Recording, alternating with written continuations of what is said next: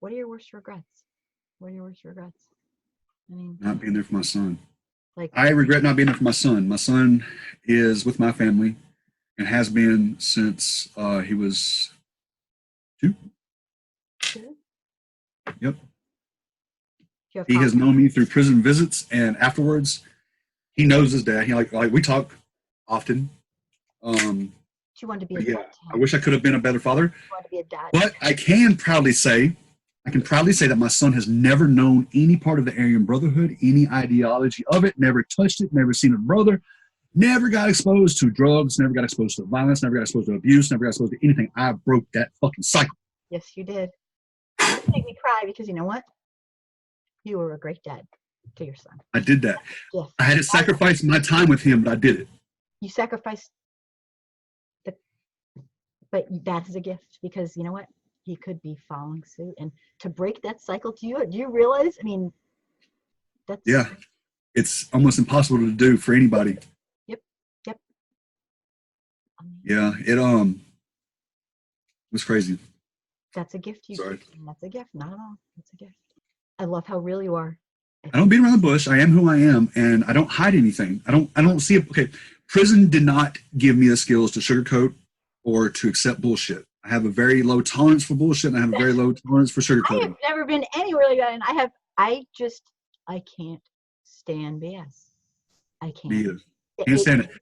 It kills me. I want to know what you know, and you know what I know, and we both know. I would rather know the painful truth than have, me too. We're living in this. Be real.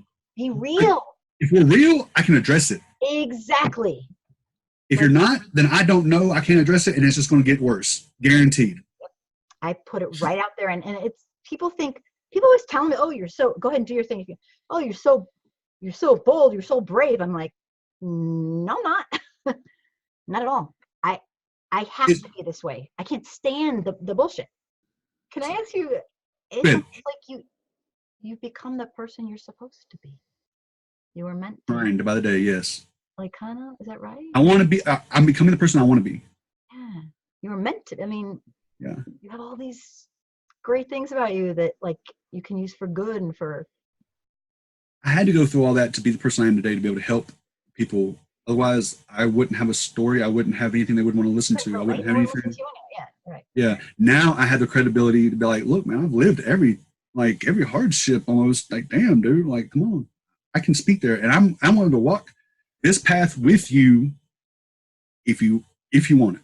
Is there any point in your life where you could have maybe like done something different and gotten out before you were in, or just it was just kind of? I wouldn't trade it for anything. I have never put much thought into what I could have done differently at any point, because what happened was supposed to happen to make me who I am today. I accept that fully, and I consider it a blessing that I went through the hardships I went through, and I wouldn't trade them for the world. What about that makes sense. What about people that you've harmed and the families of people you've harmed, and how do you handle that? Like, how do you handle the guilt of knowing that you hurt someone terribly, or is that just something you kind of come to live with, or how do you do that? Yeah. Is that here, before I say this comment, I want to make sure I'm telling the truth. Is that an okay question to ask? Yes. Let me see. How do you live with yourself? I have never went after somebody who did not know that their actions were going to cause that consequence. Okay, so you had a code. You had your own moral code of. Yes. I have never hurt a woman or child. Well, hold on. Okay, I need to specify that. When I was an addict, I was abusive to my wife before we were married. So that aside. Separate that from. Yeah. Okay. I was never abusive to other women or children. I never sold drugs when women or children, like when children were around. I would shut it down, leave. That's it. I had moral compasses when if I had to do dirt, I only did it under the baseline as much as I had to do, and then I would get the hell out. I didn't like the lifestyle. I didn't like what I was having to do. I didn't like dealing poison. I just I had a habit.